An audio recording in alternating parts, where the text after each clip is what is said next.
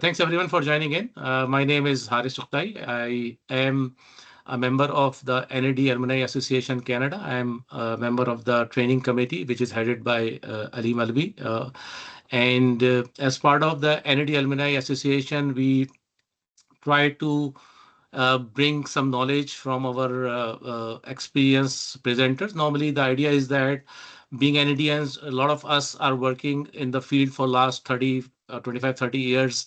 And idea is to share our knowledge to the audience, right? And normally these sessions are part of that struggle. And typically we present and we share. And idea is that ask question as much as you can, and is mainly just to make sure that whatever the struggles people have gone through in their career, in their life, whatever they have learned, and we can share, right? And especially for the newcomers, it's very important that ask as many questions. And especially today's session in my is very interesting to me, to tell you the truth.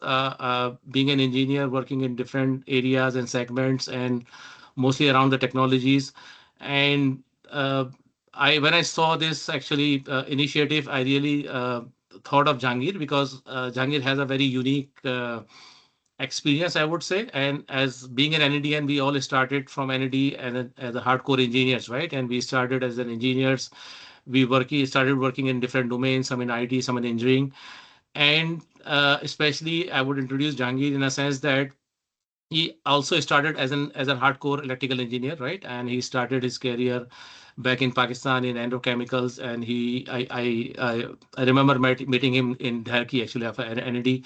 And after that, when we moved to Canada, we all continued in technology fields. And Jahangir started the same thing. Actually, he started in GE and later on moved on to different places. But interesting thing which I like, and I think today's session is all about this different segment, which looks a little bit different than engineering, about this go-to-market strategies, compensation, SIP plans, and all that, right? And it looks very different because being an engineer, when we are starting our career, we don't think and we don't know that far that these also are the career opportunities and career avenues that can be explored. And in my view, Jahangir is a perfect example, right? He started as an engineer and he pivoted and he's doing extremely well. Alhamdulillah, mashallah, he's doing wonderful in his career, especially the last 2, 3 jobs where he worked in AWS and Microsoft and Palo Alto and now in Oracle.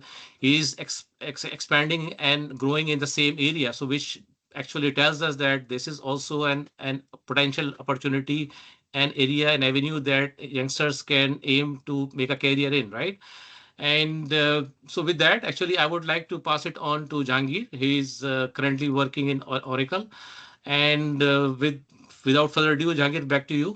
And you can start. I'll start sharing. And first, I think let's start with your introduction first, and we'll go from there. Sure. Well, thank you. I think you already introduced me, but Assalamu alaikum, everyone. My name is Jahangir Iqbal. And as Haris said, I am from NED and batch 9192. First of all, thank you so much for having me. I really appreciate it. Um, from career perspective, right now I'm at Oracle. I lead sales operations and sales compensation globally at Oracle. And before that, I was at Palo Alto Networks, AWS, Microsoft, doing something very similar. Um, and then as Haris said, I was an engineering role in GE and Anglo Chemicals. So today's topic is really important, and I have benefited a lot, to be honest with you, by making a career shift, so to speak. But I think one of the things which is super important is that I think engineering is a one of the best degrees you can have. The reason is that when you do engineering, you're actually doing more than just learning about science and technology. You're basically learning how to build systems. Systems can be business systems or technical systems, but if you take that systems thinking mindset, you can apply that anywhere. And you can see that in a lot of big companies were created by people with engineering, either engineering background or engineering mindset. Even if you look at Larry Ellison, for example, he does not have an engineering degree. He did not have an engineering degree, but he actually was doing coding and he actually did some jobs as a programmer. So I think that is super important to realize that being an engineer is a very, very powerful thing, and it's a superpower. You can apply that in different disciplines. Haris asked me to talk about go-to-market strategy, so I'm going to spend a lot of time. I think we have more than enough time. I like to keep these type of things very interactive, so don't wait for the end. Feel free to jump in, ask question. You don't even have to type, just unmute yourself. And I'm not a big fan of PowerPoint, but Haris asked me to put together a slide, so I did. So let me just share my screen.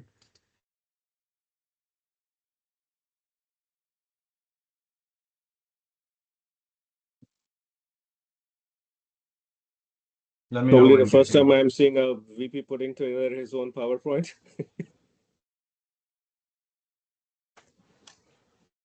Yes, not very often for sure. I think we lost Jahangir.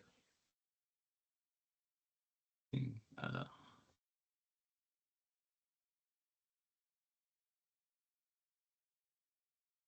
the video is Okay, can gone. you guys see my screen or no? No, No. Okay, well, that's. I think probably your video is also gone. So maybe, I don't know if your internet connection is stable. Okay. Yeah, video is back. All right, let's try again. Probably share your entire screen. I think that's a safe thing. Can you see it now? Not yet. So the problem is that every time I switch tabs, it goes to mute, and then you guys can't hear me. That's the problem. So what are you sharing, the particular tab, or you are sharing the window or the entire screen? Okay, let me try to share my tab. You know, Horace, when I look at my screen, my share button is off. So I think I know, but sharing is only given to, let's say, me and Jahangir actually as a presenter, Okay. right? Yeah. Can you see it now or no? Okay. Looks like Maybe you Jahangir, guys. if you can just send me the presentation, I can run and you can talk about them, right? Okay, tell me your email. Yeah. Just all What- suspense. Yeah, I'll just text you, WhatsApp you.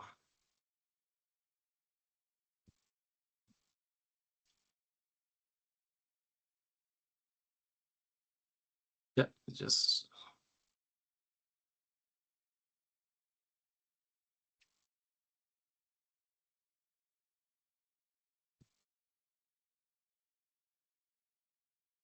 Got it?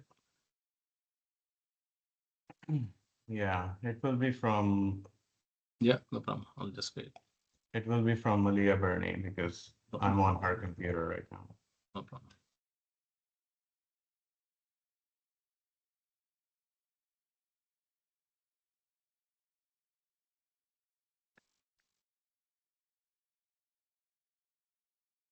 Hello, can anyone hear me? Hello, Assalamu alaikum. Yes, we can hear you. Assalamu alaikum. How are you? अल्लाह का शुक्र ठीक ठाक। वालेकुम अलवी साहब, कैसे हैं? अलीम साहब, अल्हम्दुलिल्लाह ठीक है। आप बताइए। आपका फर्स्ट नेम अलीम है या अलवी है? ये बताएं, आपको अलवी अलीम कहा जाए या अलीम अलीम कहा जाए? जी अलीम नाम है। अलीम, बस ठीक है। बिल्कुल बिल्कुल, बहुत शुक्रिया। Thank you.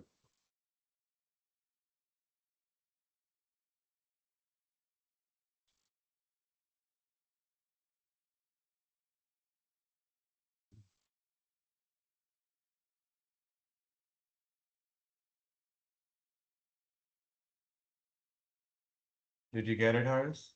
Not मेरा yet. ख्याल है I'm just.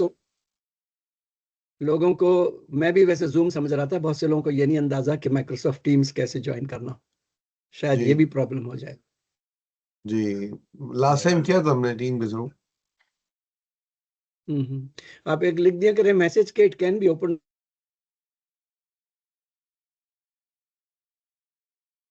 It's Haris, I got a message that there was an issue with content sharing. भी वो मांगते हैं। जी Issue with what?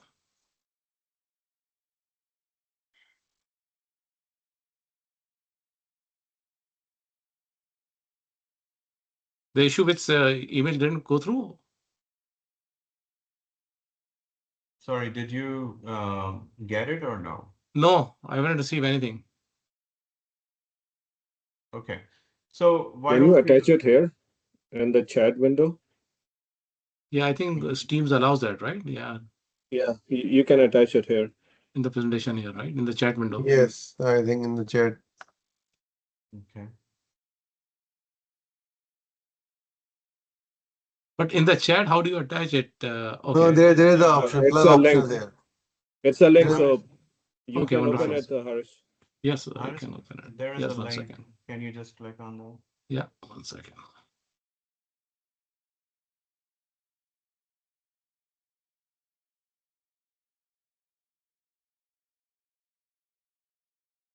Okay, it's asking for access, right? Give me view access at least, right? Yeah, I did give you access. I better start using Oracle Cloud. Second. I mean, you can write the file if you want directly.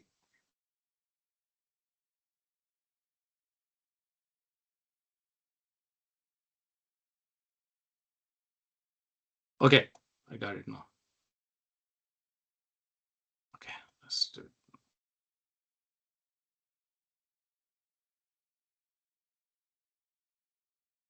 Yeah, we can see There we now. go. Okay. Yeah. All right. So let me start again. So when we say go-to-market strategy, it's a fancy word of saying how do we sell. So basically, that's what we are trying to do with go-to-market strategy, that how do we take our products to our customers? So there are certain steps you go through. The first thing is that whenever you're thinking about go-to-market strategy, most of us work in established companies. So I'm not talking about founders who are starting their own companies. I'm talking about established companies. They can be Series A, Series B, or public companies. But the first step is that you have to start with customer. So on the left-hand side, you see customer segmentation. So when you start with customer, what that means is that you basically sort your customers from largest to smallest, and in terms of revenue. And then you say that, okay, how am I going to draw the lines? And by drawing the lines mean that you basically say that, what are my strategic customers? And then major, enterprise, commercial, SMB, and so on and so forth. But the purpose of this exercise, customer segmentation, is to basically say that we have finite resources in our company.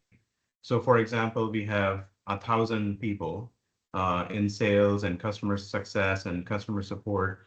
How are we going to allocate these resources to different customers? That is the purpose of customer segmentation. So you always have to start from customer and work your way backward to your company. A lot of times I've seen people making the mistake that they start internally and they start with, okay, I have these many products, and then how am I going to sell this product and that product? I think that is not the right model. Start with the customer, sort them from largest to smallest, draw the lines, and those are your customer segments. Now you might say, how do I draw the line? Well, that's an iterative process. So you have to look at firmographic data. And again, firmographic data is basically a fancy way of saying you look at customers' basic information, that what are customers' own revenue, like how much money they make.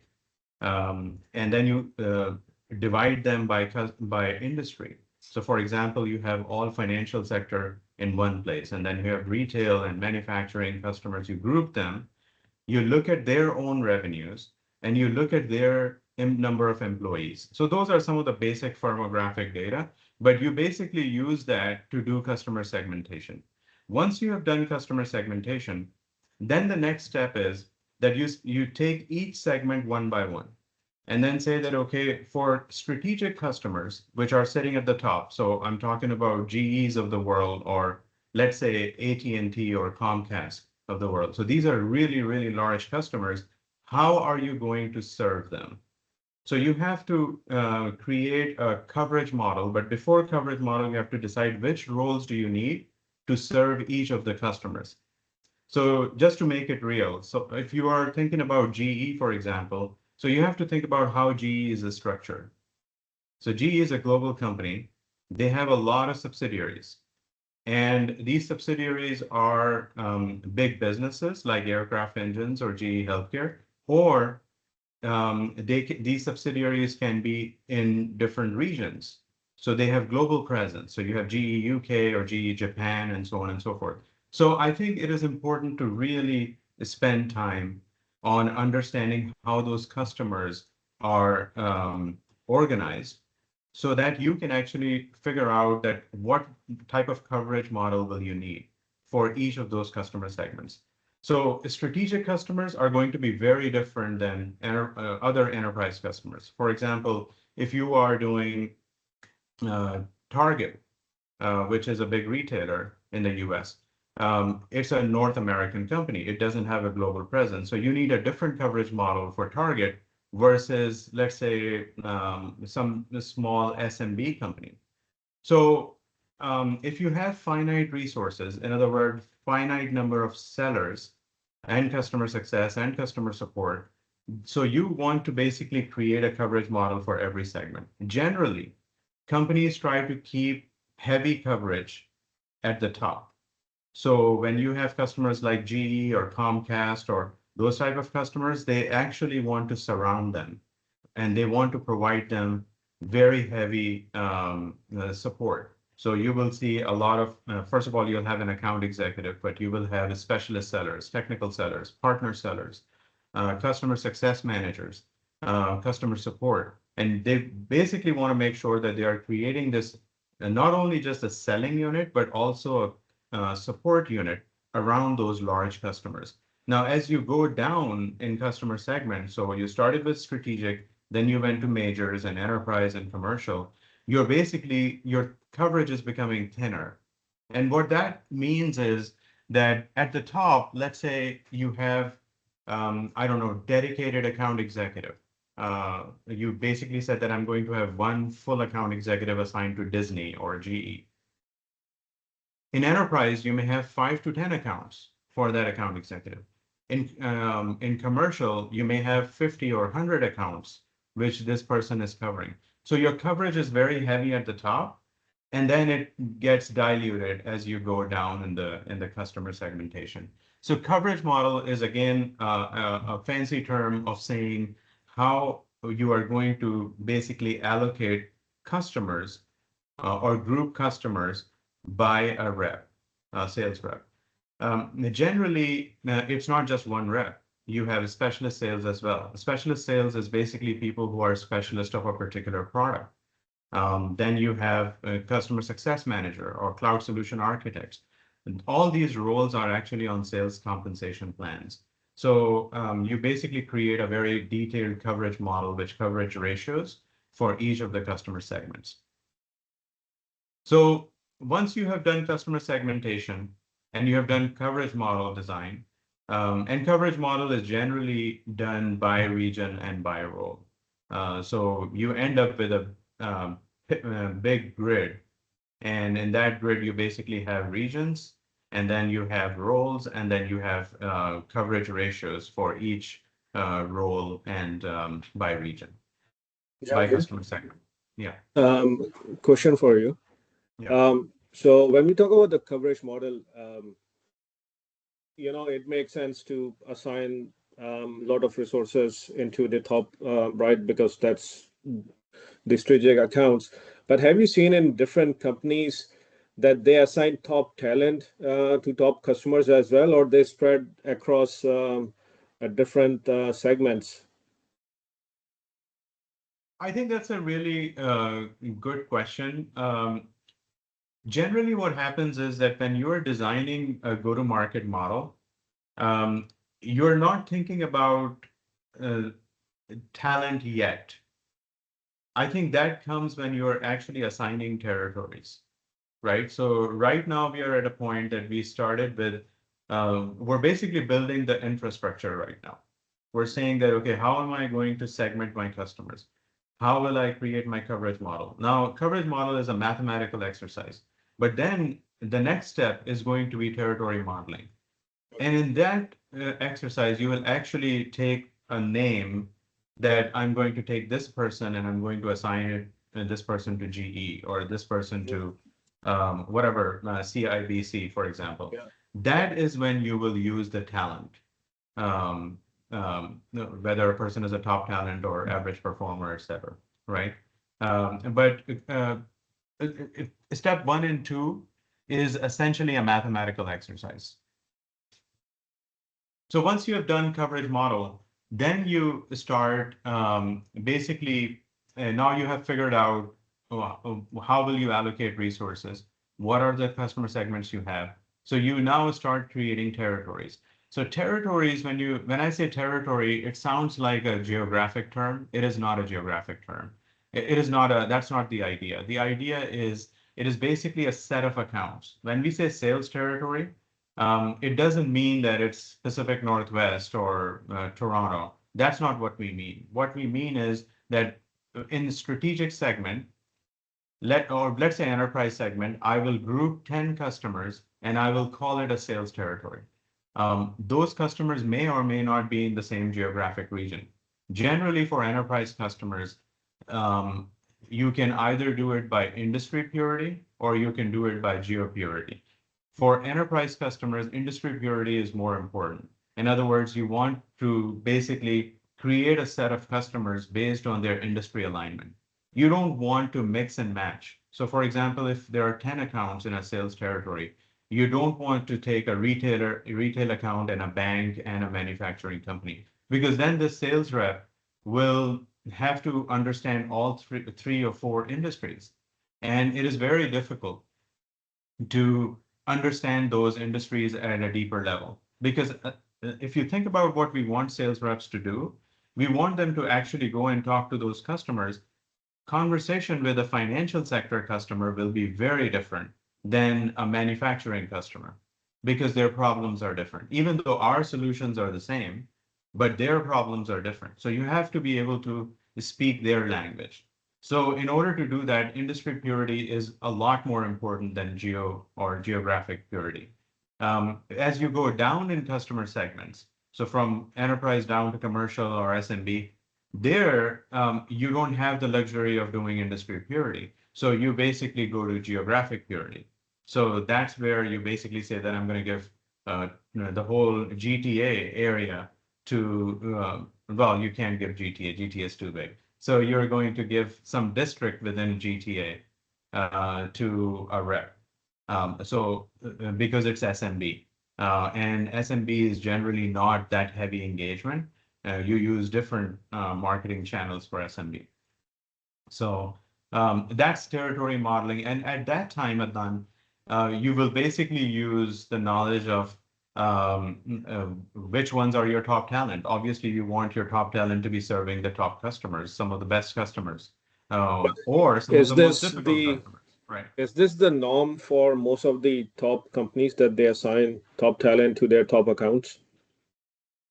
Because my thinking is, yeah, it makes sense to have some good talent in the top vertical, but if your company has, let's say, below average people, right, and you assign them into SMB, then that segment will suffer, because there are a lot of below average performer, or maybe not below average, but like average performer, right? And they are not the top talent.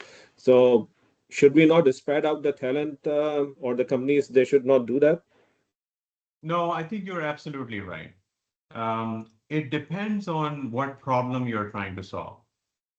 There are instances where you have a really big customer, and this customer is really happy, and you have a lot of support structure around them. And it's almost like a well-oiled machine, right? And you might say that, okay, whatever the name of the rep is, John is our top performer. And by the way, we haven't been able to break in, sell to Pepsi. So we need to move John to Pepsi, right? Because it's been a struggle. They have been with GCP for a long, I'm using Oracle example, Google Cloud for a long time. So now we need John's expertise to sell to Pepsi. So I think you're right. It depends where you want to use your top talent. Sometimes you give them the hardest problem to solve. Sometimes you have a really big customer who's really upset with you. So you might want to put your top talent there. But another thing which is important is continuity. For those large customers, business continuity is also very important. So I think it varies case by case. And just to add to that, actually, with my experience, I mostly work with the public sector, right? And I have most of the large public sector accounts in Canada. And what I have seen is that they are large account. Definitely, they are very strategic accounts, and definitely there are a lot of focus from the vendor's perspective as well as from the MSSP perspective. So that's there, but because they need very much care and white glove kind of service. But at the end of the day, the challenge I see with these accounts is that they're large, they give you good business, but it takes a lot of time and effort to close the business, right? Sometimes it takes a year or two to close a deal, right? And the problem is that if you start putting your top talent to those accounts for 2 years or 1 year, at least it takes a deal to close, right? And I don't know, sometimes it's not very efficient. In my view, it's constantly, I think leadership have to look at the resources and how to best pull them. As Jangir mentioned, right? Sometimes if there is a problem you want to solve and you know that this is the right resource, put them for a while maybe. And I think this is probably an ongoing exercise. It's not a fixed answer, I guess, right? Yeah, and if you look at under number 3, which is territory modeling, one of the things which I have seen, I would say tech companies using is called customer propensity model. Again, it's a complicated term, but in plain English, what it means is that what products is the customer most likely to buy next? So basically, if you have a portfolio of 20 products and normally customers go through a life cycle. Generally, pretty much every company has some products which are the first one customers buy. And then what is the next logical purchase? And then the next logical purchase. So companies like Microsoft, Oracle, pretty much all enterprise companies, they have basically done a lot of modeling, which is this model is called customer propensity model, which is basically which determines what is the next logical purchase. Next logical purchase for Oracle Cloud or data platform. So they basically have an idea of what is the next logical purchase by customer type. And they use that to determine their territories. So territories is not rocket science. It's basically looking at 2 or 3 things. It's looking at customers' propensity. It is looking at industry, like industry alignment, which industry this customer belongs to, and then geographic information. And then based on customer segment, you basically start creating these sets of accounts by industry, by geography, depending on the customer segment, and what is the most next logical product for that set of customers. So when you combine customer propensity, industry alignment, and geographic alignment, you basically start building territories. So now you have done customer segmentation. You have done mathematical modeling for coverage model, and then you use that information to start creating territories. Now, generally, territory modeling is a heavy-duty exercise. It requires, depending on the size of the company, but for example, in my team, there are like 40, 50 people who are just doing territory modeling, like in North America, EMEA, JPAC. And this is like heavy-duty modeling because what you're trying to do is you're trying to determine the equity for each territory. By that, what I mean is, so for example, in enterprise, if our median quota for a territory is, let's say, $10 million, you don't want some territories to have $50 million and then some with $2 million. That will be very disruptive, and it will be very difficult to convince people. So for example, if I'm a rep, I'm in enterprise segment, and I have a $2 million quota, and Adnan is also in enterprise segment in North America, and he has a $50 million quota. Obviously, it's much difficult, or a lot more difficult for Adnan to drive 10% growth than me, because my denominator is so small. So I think territory modeling, one of the things which you look for is equity. How do you create equity? So it cannot be perfect, but you can be within plus minus 5% in terms of equity. So now that you have done customer segmentation, you have done coverage model, you have done territory design, the next step is you start thinking about sales compensation design. And this is the most of the times I get that question, that why is sales comp design so difficult? Isn't it just like, okay, decide what commission rate you have to give, and that's it, whether it's 1%, 2%? It's not that easy. Actually, sales comp design is one of the most powerful strategic lever a company has.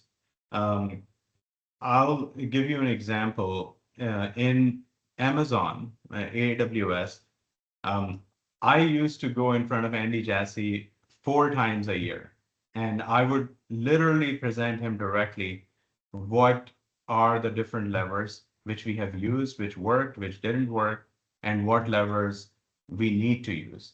So, for example, in 1 year, you may, and every year your challenge is different. In 1 year, you may have a problem with new customer acquisition. In another year, you may have a problem with cross-selling, right? So for example, initially we had in AWS, I remember one of our biggest problem was that we were not acquiring new customers. So we said that, okay, what can we do to basically give additional incentive for acquiring new customer? So there are different ways you can do it. One of the ways is that you basically say that if you bring a new customer to Amazon, we are give you 1.2x commission rather than normal quota retirement. The other way to do it is you basically create greenfield territories, which is a set of accounts which are only accounts which have never bought anything from Amazon.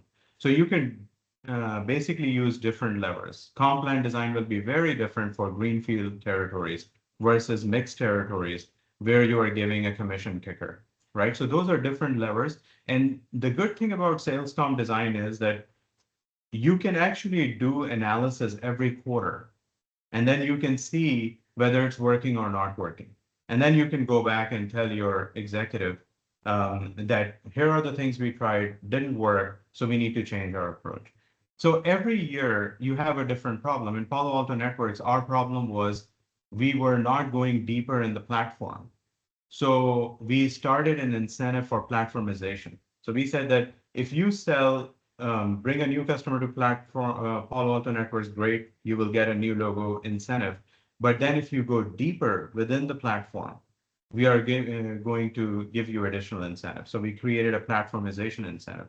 Sometimes it is cross-sell. In Oracle, we are introducing this new incentive that if you have a customer who has bought a supply chain product, which is our Fusion app, and they purchase a headcount, which is HCM, headcount product, which is also part of the Fusion portfolio, we will give you a cross-sell incentive.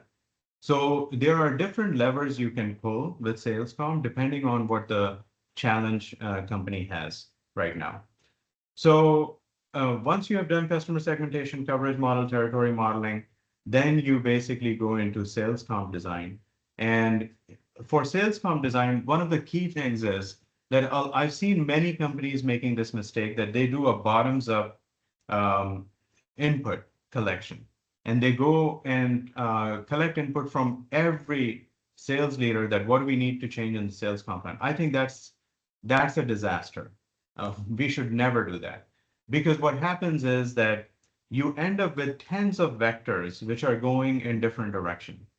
And these vectors are actually canceling each other out. So if you want to move the entire company toward a North Star, you don't want to do that. What you want to do is you want to first understand what is working, what is not working. So it is a very, very deep analysis. So when I joined Oracle, I think I joined on December 4th. One of the first things I did, I asked my team to create, and I gave them a list of 20 analyses. And I said, I want dashboards for all these analyses. So when they provided me, I spent the next 3 weeks just going through data to try to understand what part of the comp design is working and what is not working. Then when I came back from holidays, I actually started doing listening sessions with not like bottoms up, but at the top leadership. So I did about 45, 47 listening sessions with very senior sales leaders across entire Oracle. And then in those sessions, I was actually sharing them the insights which I collected in December. So it wasn't just like introducing myself. I was actually giving them the insight about their sales teams and telling them what is working and what is not working. So that was very powerful, and the conversation was very engaging. And they started giving me more insights from their perspective. In other words, their sales leaders generally have anecdotes. And anecdotes basically mean that, oh, we closed this deal in which a sales rep got screwed, and here's the reason why. So those anecdotes are also important. So now I have anecdotes, I have all the insights from data, I can put that together. And then I went to Clay and Mike, who are our CEOs, and I said, okay, here are the things which are absolutely not working in our comp plan. And here are the things which we need to change. So we are actually making really big changes in sales comp design this year in Oracle. And once you have the sales comp design signed off and you have territories already done, you basically take the sales comp design and territory, and then you start setting quota. And again, quota is another thing which a lot of times you will hear this term that, well, quota science is a combination of art and science. It's not. It's mostly science. Pretty much all of it is science. You can actually do machine learning models, which can spit out account level quota.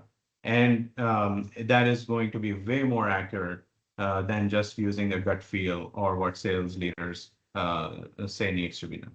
So I'm going to pause. I think here Jagdeep, just take a pause. Let's take some questions. I think is too much data, right? I think very interesting discussion. So I'll start first. Actually, sales compensation perspective, I would say that definitely I'm working very closely with sales reps, right? So I account executive and sales rep, I work every day. So I definitely sometimes see their pain points, and I see sometimes that a lot of human factor also plays a role, right? What happened that I think leaders like you who design this sales compensation, right? And what happened that it comes down to the sales reps and account executives. But what happened that sometimes it doesn't make a sense from the individual perspective. I've seen people inclined it to sell the legacy products because there's better compensation over there compared to a new product, right? This is what I've seen very commonly, and this happens very commonly. I know that customer definitely will be a good fit for a new product that's being launched, and it makes perfect business sense and everything. But still, sales guy will go and pitch the old product, right? Because he is getting better commission on that. I think this definitely is one of the common scenes I've seen. I'm sure that leaders definitely looking into that. But how you control it on the ground, right? How you make sure that sales rep do the right sales, not just what is right for the customer, not right for their commission, right? Yeah, I can give you two examples. When this is like probably 12, maybe 15 years ago, when Microsoft was a licensing company and the whole world, well, AWS came and they were all about cloud. Microsoft was going through a big struggle and they wanted to become a cloud company. And Steve Ballmer was the CEO, and he kept going around the world talking to his sales leaders and delivering the message. And I think he created this initiative, we are all in cloud. It didn't work. So the thing which Satya did differently, he completely flipped the sales comp design. So what you're saying is basically Microsoft sellers were compensated on licensing model. And if you look at that time, the cloud revenues were really, really small. So naturally, if you look at comp plan, if I'm a rep and my quota is $15 million, obviously at that time, licensing deals were huge. So I could have easily retired my quota with licensing deal rather than selling cloud. So what Satya did was he said that we are going to change the percentage of variable pay tied to cloud. We're going to flip it. So at that time, I remember our licensing revenue was 88%, and cloud revenues were 12%. So naturally, if you give normal quota, rep would focus on licensing. Satya said, we're going to take your variable pay. We will tie 50% of your variable pay to cloud and 50% to licensing. So it was like a huge pushback from all sales leaders. And they said, you're going to jeopardize company's revenue. We're going to miss our numbers and we will never be able to survive. But he made the executive decision. And over the next 3 years, our mix completely changed. Our cloud started increasing and licensing revenue started decreasing. And over the next 3 years, I think when I left at that time, we were not exactly 50-50, but I think it was almost like 60% licensing and 40% cloud. So we made that jump in 3-year window. And now cloud revenues are way bigger than licensing revenue. So that is one example. There was another example I just thought about. I can think about it later. No problem. But I we think can keep another going. question is here about the coverage model, right? So when designing an effective sales coverage model, how do you determine the optimal balance among the roles to maximize both customer acquisition and long-term growth, right? How do you optimize new customer acquisition versus long-term growth? Well, it depends on what the problem is, because every single year, the problem which a company is trying to solve is different. If new customer acquisition is going down, so for example, you're still adding new customers, but the year-over-year growth on new customer is going down, then you want to take care of it before it becomes a bigger problem, right? So that particular year, you want to have maybe dedicated greenfield territories because it's such a big problem.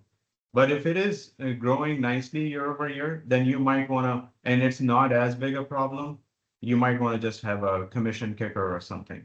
But coverage model is also dependent on what problem you're trying to solve. Right. Absolutely. I think one more question is that about the territories, right? When building or restructuring sales territories, what are the key factors and data points you prioritize to ensure fairness, right? Scalability and alignment among revenue targets, right? Especially in today's dynamic market, right? I think Well, that the whole idea data cannot point, what be, data points you consider actually? That's the whole question. yeah, I think it cannot be perfect. So all these coverage ratios and everything are there as a framework to think about something, but it will not be 100% perfect. But for territory modeling, I think when you look at customer segments like strategic, major, enterprise, commercial, SMB, you want to have more industry alignment at the top because you can afford it. You have enough headcount tied at the top, right? But as you go down, geographic alignment becomes a higher priority. So that is the Uber point, right? Territory modeling. Then within each of those customer segments, what you want to do is you want to keep some equity.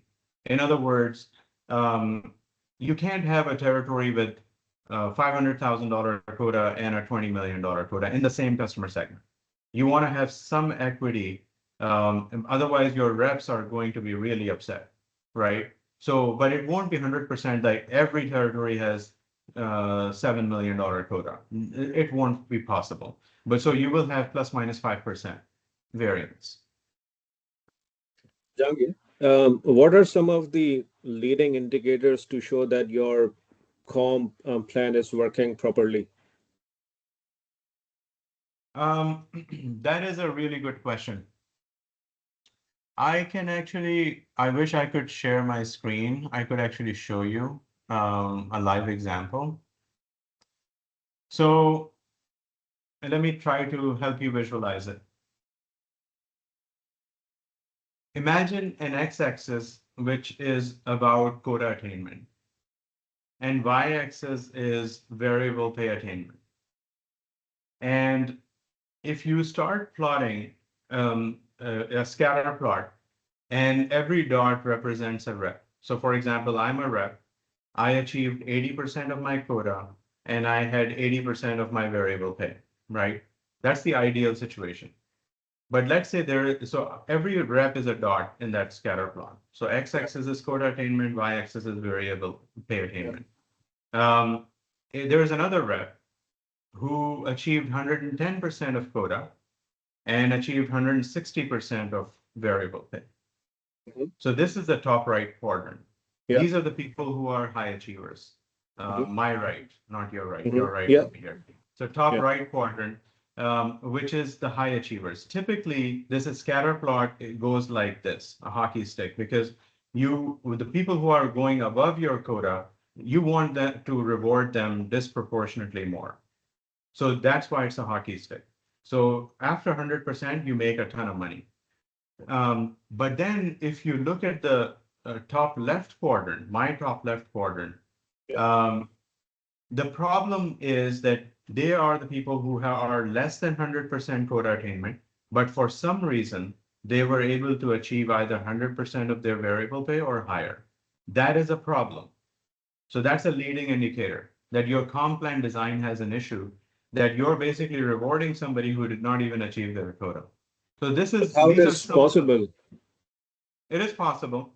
Sometimes companies like big companies make these type of stupid mistakes that for example, here in Oracle, there was a type of role for which we said that we are going to give them 8% or 9% commission on every deal.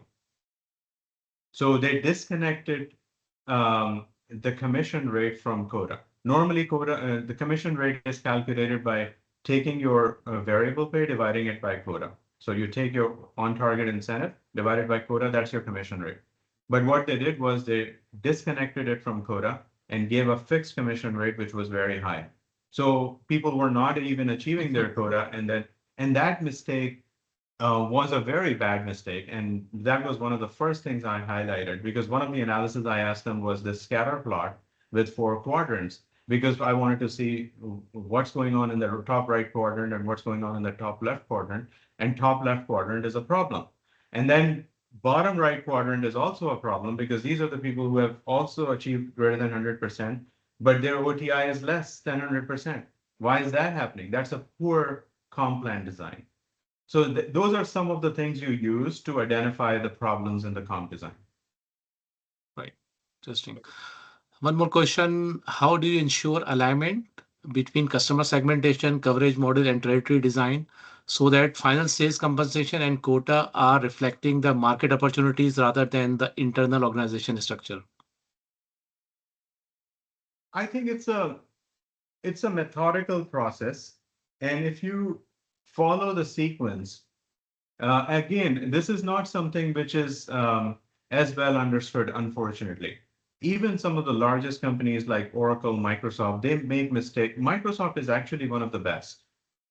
They have refined their model or framework over the years. So I found that Microsoft has very, very good discipline around it. But even mature companies like Oracle, Amazon, they make these mistakes all the time.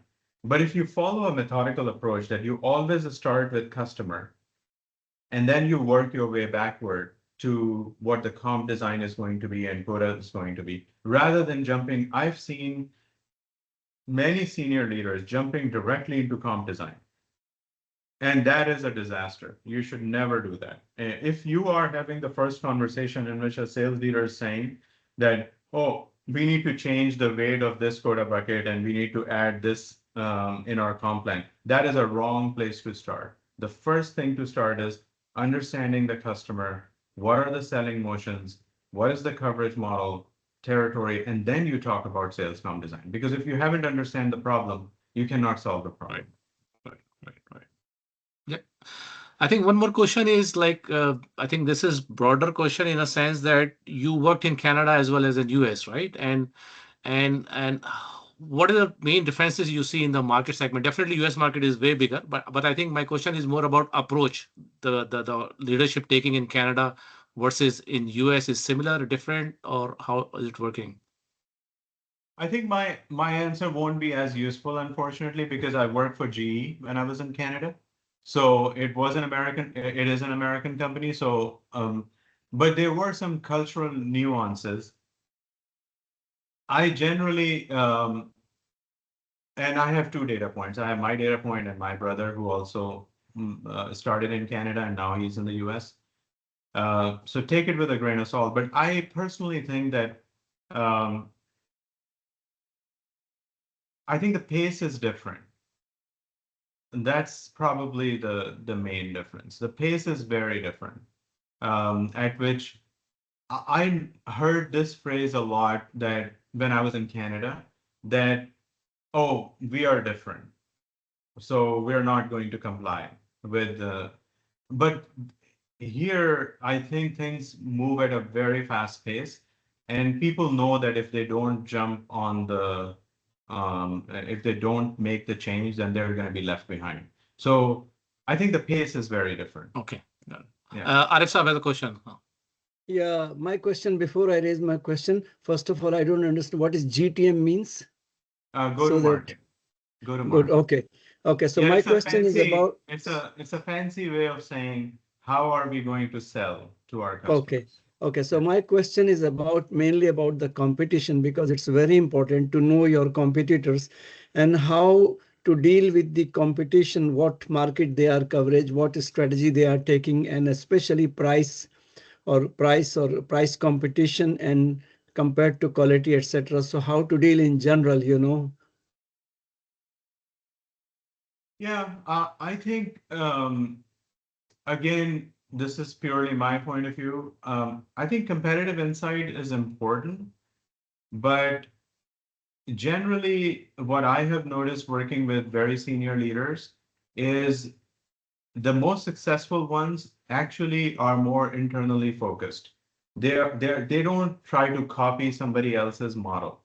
They want to be aware. They want to be aware of what competitors are doing, but you don't want to be obsessed with competitors. Steve Ballmer used to be obsessed with competitor, and he did not survive.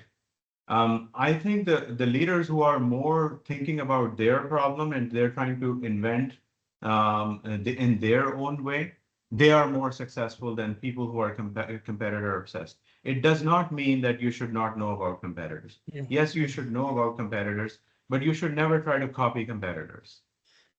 So my If I one can last, just add, last one, sorry, my last thought and last, you know, regarding the same topic.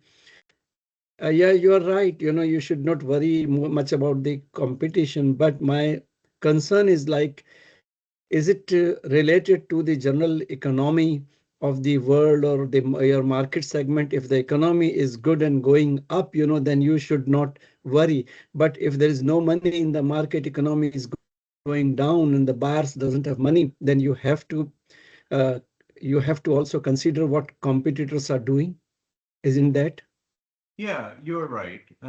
You need to understand what macroeconomic situation is and what competitors are doing. I'm not saying that we should not have competitor insight. That was not the point. I agree Okay. with you. We should have Okay, thank you. Thank you. Arif Saab, if I can just add to that, because this is currently, you know, we have been seeing, or especially like in telecom market here in Canada, right?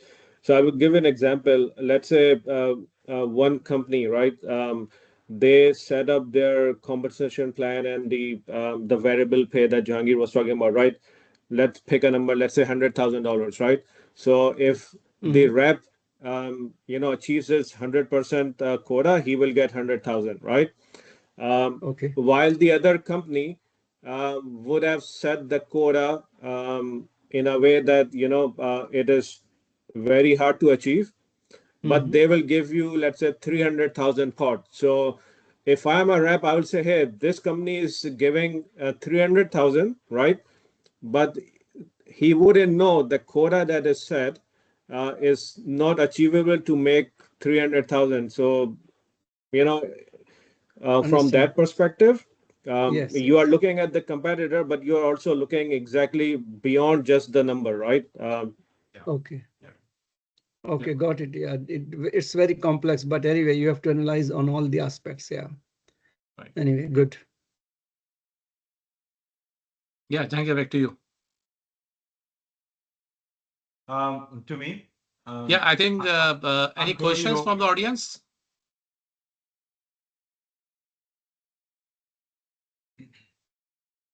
So, Jangir, I think what is next in your career path? I think you've been to Oracle recently, right? I think 4 or 5 months now. And Yeah. how does it work? Because I think I want to understand from your perspective that, I mean, this role of the compensation and this is looks like a very complex actually. It's not as simple. Definitely, it's so many factors, market factors, plus a lot of mathematics behind that, right? And especially tell us about the role of AI playing now versus 10 years before, right? How you see things are changing, at least in your domain, right? What is the role AI playing? And I see from your LinkedIn, actually, you are kind of having a private company also, which is maybe for the AI. So tell us about that also, just for the awareness. Yeah, so I think AI, there's a lot of anxiety about AI. I think it's a superpower, and it is actually, um, it's almost like a supersonic tsunami, which is coming, and I find it very hard to believe that not many people realize it. Um, I started about 2 years ago because having an engineering background, I missed doing coding and building things. So 2 years ago, I started very simply. There was a course, CS50 at Harvard website, and it was free. It is still free, and it was for Python programming. So I did that, and then I did 5 more courses, which were on Coursera for neural networks and machine learning. But then at that time, I hired a person who is a PhD in computer science from Berkeley. And I said, I need 1 hour of your time every Saturday, 1 p.m. And all I want you to do is I want you to unstuck me. So wherever I get stuck in coding, you basically unstuck me. I don't want any classes or anything. And I've been doing it for 2 years, still doing it every Saturday. Um, and he said that, okay, I'll do that, but I want you to think about a project. At that time, I wasn't thinking about anything at all. So I said, okay, I'm going to build something for SalesCom. So I started building this AI agent for SalesCom. I call it clever.ai, which is CL3VR.ai. And I built that AI agent, and anytime I got stuck, he unstuck me. And I kept building and building it's been happening for more than a year and a half now. Then I launched it, and I got very, very positive response. Actually, Oracle job came to me because of that agent, because Oracle looked at that agent. Somehow, some senior executive looked at it, and they wanted to talk to me. So then I took this role at Oracle, and now they want to implement it at Oracle. But then I started building it beyond sales compensation. So now it has territory modeling, customer segmentation, quota setting, all those elements in that AI agent. And of course, I have conflict of interest and everything with Oracle. And they're doing security review right now for that agent. So yes, AI is very powerful. It is overwhelming, but it is not that hard. I think you just need to attend, sign up for some of the online courses. I would highly recommend getting familiar with Claude Code and Codex. Codex is from OpenAI, and Claude Code is from obviously Anthropic. And they have tons of online courses available for free. LangChain is another framework which is used for these. They have a bunch of libraries for AI, and they have tons of tutorials available. They're very easy to follow. They're free. And I would highly recommend people getting familiar with it.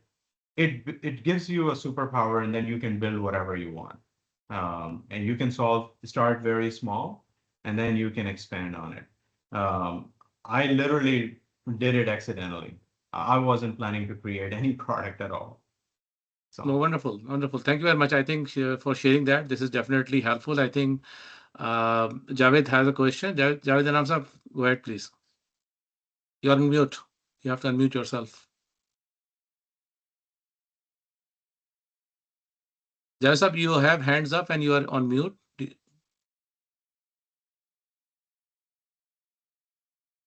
I think, should I try to unmute him? You can. I don't know. So let's see. Okay, So, can you hear me? yes, Joseph, go ahead. Now we can hear. Okay, Assalamu alaikum, and first of all, congrats to Dr. Ali Malvi, Haris, and Adnan yourself. And I joined a little late, but whatever I heard, it was very informative and impressive. And just one question from Jahangir. How do you feel in present circumstances the lead between Tesla and BYD? I'm a huge Tesla fan, so I'll be super biased. I'm a huge fan of Tesla and Elon Musk, so you're asking the wrong person. So you drive Tesla, it seems. Yes. Oh, I see. Okay. Yeah, because BYD is coming to Canada very soon. Yes, I actually was in Dubai in December, and I saw a lot of BYD. Yeah, I'm super biased, so I will be the wrong person to ask that question. I may buy BYD when it comes to Canada. Okay. Well, Yeah, we'll see, Joseph. We'll see. Thank you. We'll take a ride Yeah, from you. thank Don't you. worry. Thank you. Thank you. I think thank you very much, Jahangir. Really appreciate that. Wonderful session. Definitely a lot of learning, at least for me. I see it differently now. I work with sales rep. I understand this concept, but definitely the deep dive that you have given is definitely very helpful. And before we close, any final words from our mentor committee chairman, Aleem Alvi Sahab? Thank you very much. Very nice presentation and very knowledgeable for me, actually myself. A new area to learn. I never go through in this detail and with the different model and the connection. So I'm very thankful to Jahangir Saab to come, and maybe in future you come with another topic. We are here for every month with one webinar, maybe more than one. So if you are willing, or anybody of our audience willing to come and give us a knowledgeful webinar, so that will be addition in our library. So your webinar will go to the NADEC website. So I hope Haris will inform you. Yeah. Thank you very much for all of Thank you. you very much. Yeah, appreciate that. Okay, Thank you so thank you. much. Thank you very much. Yeah, Thanks, really everyone. appreciate Take care. Bye. Okay, bye. Assalamu alaikum. Bye. Wassalam.